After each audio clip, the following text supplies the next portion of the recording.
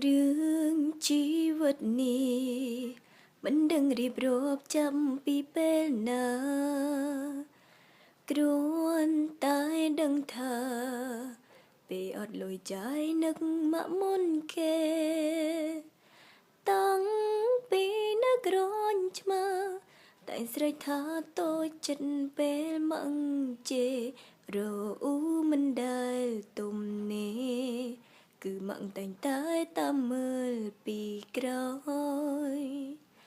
ពេលភ្ញាក់ពីគេងតែងឮសំឡេងទេសនាគ្រប់ពេលសុំលេងមកជេបើជាពីរោះដូចចំរៀងហើយនៅ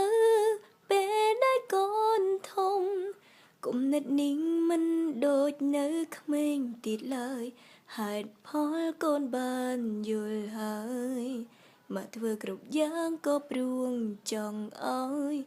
កូនល្អលើលោកនេះខ្ញុំស្រឡាញ់ម៉ាក់របស់ខ្ញុំជាងគេសប្បាយចិត្តណាស់ដែរក៏ជា